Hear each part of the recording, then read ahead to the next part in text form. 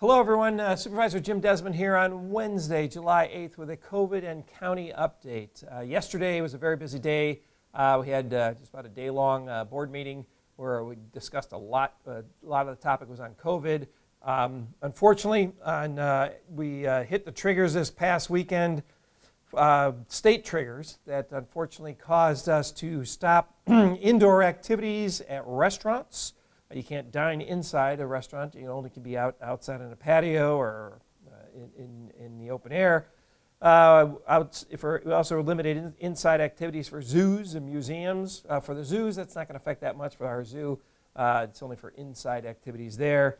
Card rooms, unfortunately, it's going to hit pretty hard, and same with movie theaters. Wineries and tasting rooms can still be open without serving food if they do their services outside. So that's unfortunately, due to the fact of all the positive cases that have been testing here in the state of California, in which we had a big discussion on that too, whether the positive cases were good or bad. One of the things that we don't have information on, and it's kind of hard to get because there's different testing facilities throughout the county and the state, is how many of those people actually have symptoms. What we do know is the average age now has come way down for those testing positive. The average age now is 39 years old. Used to be people in the 60s, 60s and 70s when we first got into this, and now it's much younger.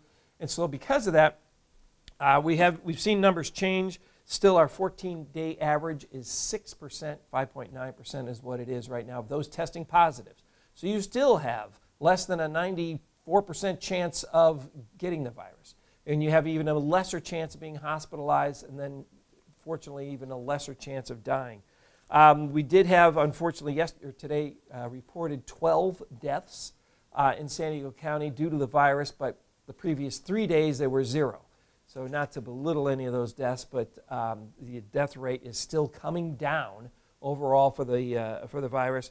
Our hospital rate has gone up. It only went up about 100 people over the last month with the increased testing, but it seemed to have stabilized at this point in time. Same with the ICU capacity in beds. Just to give you a number here, there's 449 people actually in the hospitals with COVID, and 175 of those are in ICU beds. And with that 449, that's only about a 10 to 15% of the total number of people that are in our hospitals. And so our capacities are still at the hospitals staying in the 60% level overall. That's with people with COVID and without. So I just want to give you, we've been pretty busy with that. There's also still a program out there that we have some money left in it.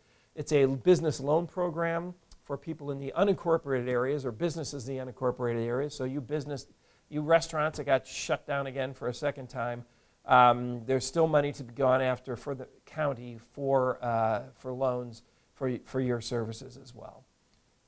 Just wanted to reiterate, it's unfortunate that the county, or actually because of the state, the county, we had to shut down more of the restaurants. I think we should have, gone, particularly after the bad actors. It was a whole sector shut down for the restaurants, and except for dining outside. But it really hurt a lot of people that were actually doing the right thing.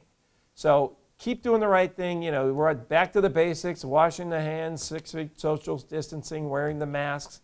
Keep doing those things, folks. I think we're in a good trend, even though the numbers are up, the number of cases. But it's younger and younger people getting it, and they're not being affected or as adversely affected as people with underlying conditions. And the numbers for the elderly getting the virus are down. Younger people getting it, which actually is hopefully, that's our herd immunity. And so stay safe.